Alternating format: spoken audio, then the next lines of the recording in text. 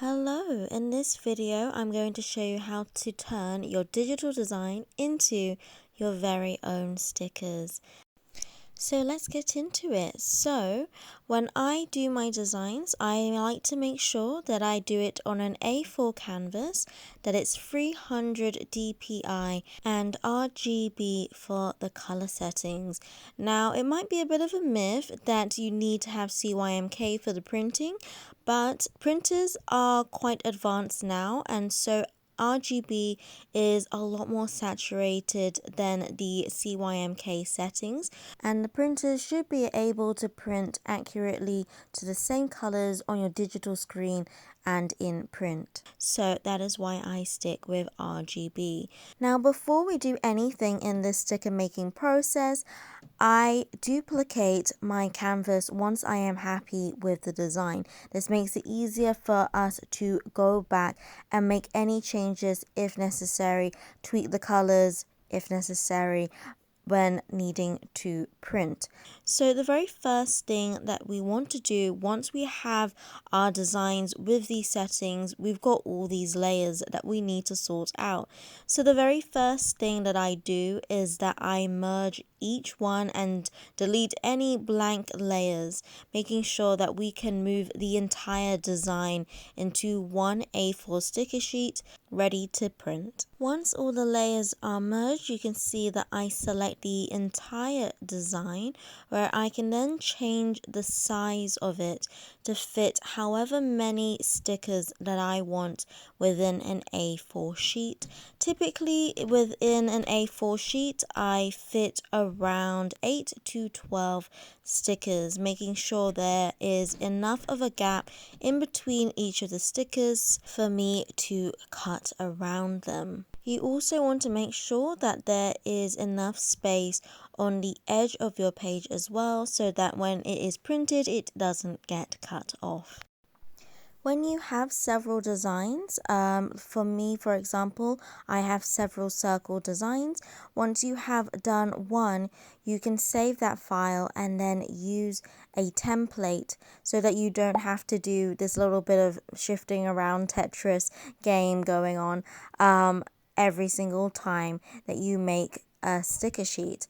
Now, obviously, when you have a different shape, then there will be a little bit of tweaking. You can also have a bit of scrap paper, A4, and kind of map out how big you want your stickers and then visualize how large that will then be when you are resizing on this digital A4 space. Now, as you can see, what I'm doing is that I want to make sure that I can fit a number of stickers on a row at the top of my A4 page. I want to make sure that each of the stickers are exactly the same size. So you can see that I'm resizing, deleting, and then duplicating once I find the perfect size that I need to fit as many stickers as I want on this A4 page. And then I duplicate each row to then make the process a lot easier to fill up the space. So here you can see what I mean about adding a template. This is another design where it's no talk coffee first, where I have already done the sticker sheet, and you can change the opacity to then move around your layers to fit a specific size and make sure that they are perfectly spaced out from each other.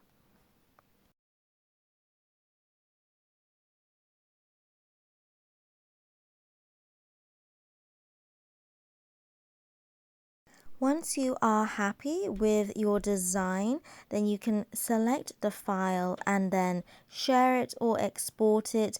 And I typically go with PNG, and it's really up to you which file type is best. Once I have a copy readily available on my device, I then email it to myself so that I can send it to the printers. Now, I do not currently have my own printer at home, but I send it off to somewhere else where it could be printed, and I pay per page. So this is one way that I find is more affordable for me to make my own stickers. By all means, if you have your own printer, it will be a lot smoother of a process.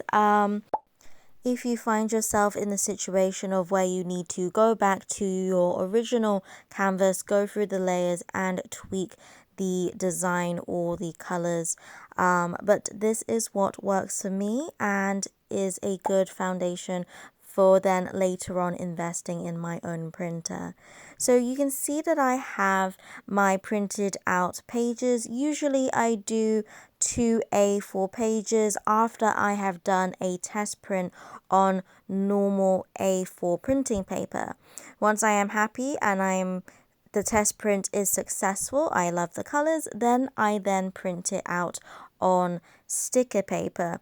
Now, I'll leave the link in the description down below for all the products that I recommend and have used to make my own stickers.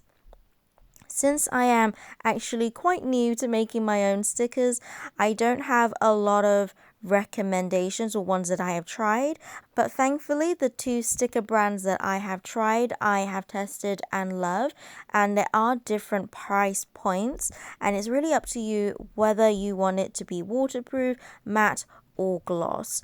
So at the moment, I am using matte and then I cover it with a gloss laminate.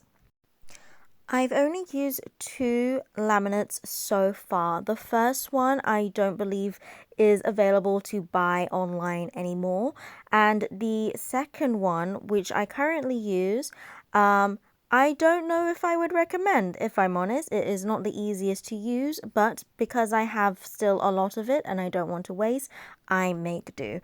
So I have put in the description down below a laminate that I know other people have tried and tested and love. So I will put the link down below in the description for you for that.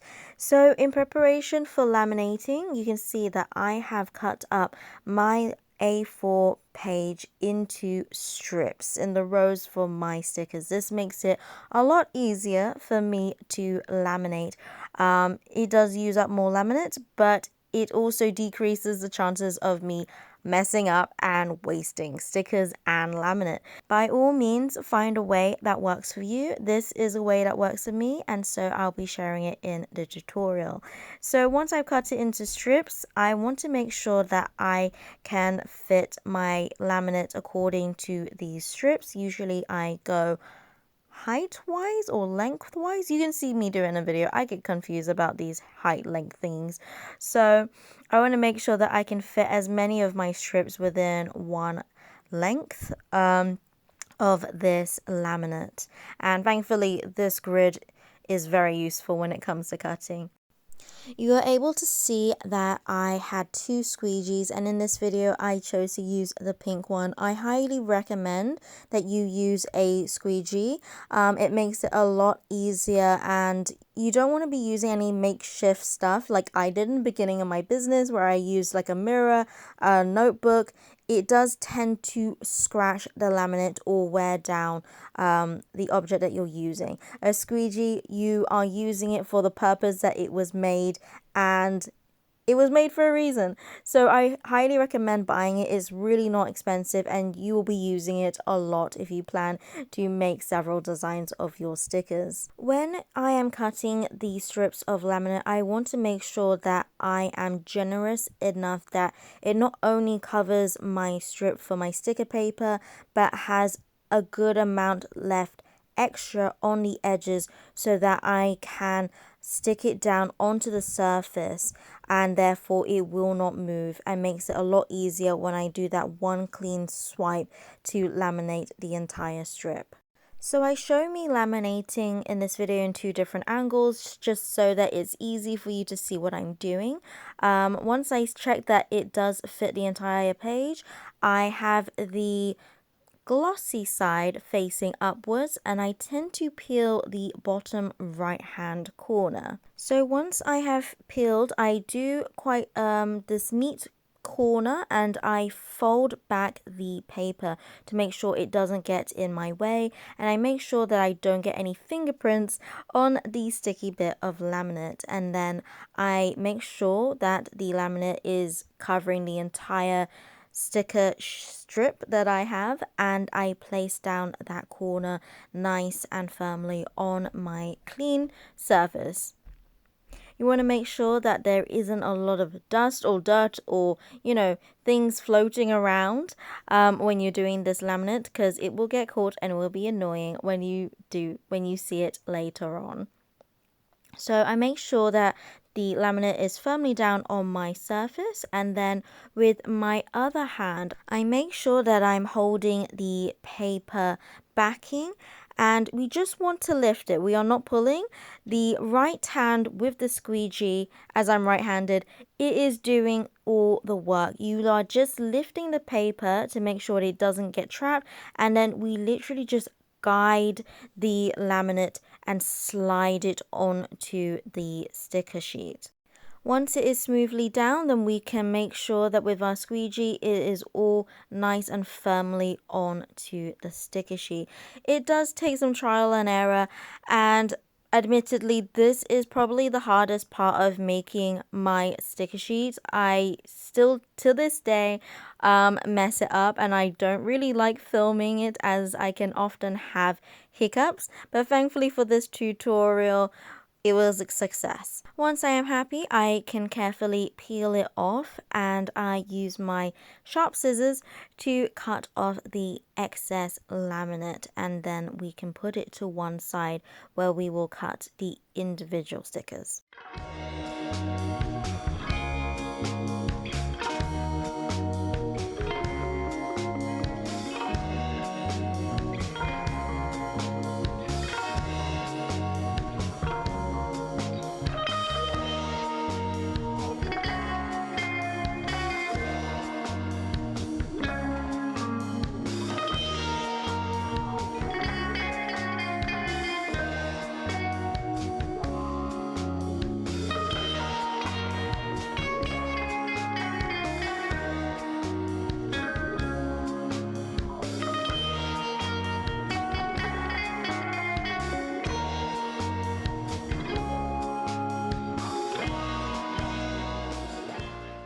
Right, to make it easier, I cut each individual sticker out before we could do the close, neat cut around the design. I want to make sure that they are all divided, and it's difficult for me to show on camera because this is a funny angle for me, so it might be a little bit unsteady to what I'm usually doing. But with the scissors, you want to make sure that you do long strides, and you want to make small corrections. And as you'll see later on, I tend to have the sticker and the scissors quite close to my face so that I can see exactly what I'm doing. I also make sure that I have sharp scissors. Now, how do you know that you have sharp enough scissors? So you want to make sure that when you are cutting the laminate, it is not tearing, as well as the paper. As you can see, I have very clean edges with this paper and this laminate, and so that's how you know that your scissors are sharp enough. Now, cutting around the stickers, hand cutting them, it can be a little bit tricky. Once you get into the groove of it, it becomes a lot easier. I tend to have sticker designs because I find that that can be the easiest to cut around for me. I do plan on having a cutting machine. That is definitely one on my wish list. But if you are doing something that is budget friendly for you as a starting point with making your own stickers, then hand cutting is the way to go, at least to begin with. And these are several ones that I have cut out, and they are looking super cute. So this is me just showing another angle of how it is when I am cutting my stickers. I am holding it quite close to me, so I feel that I have a more steady grip and I have more control when I'm cutting in this way. You may also want to lean on a table when doing this, to each their own on what they find the easiest. And you get to see my very serious concentrating face. And there we have it. They are all ready to go and ready to use to put on notebooks, water bottles, journals, or to sell online. If this is your first time on the channel, my name is Grace and I sell my own stickers on my Etsy shop. The link is in the description down below if you wanted to check it out. If you wanted to know any more small business tips, tutorials, or fun vlogs where I show my personal life and the behind the scenes of running a small business, then don't forget to like and subscribe. If you have any video suggestions or questions, then let me know in the comments down below, and I'll see you in the next one. Goodbye.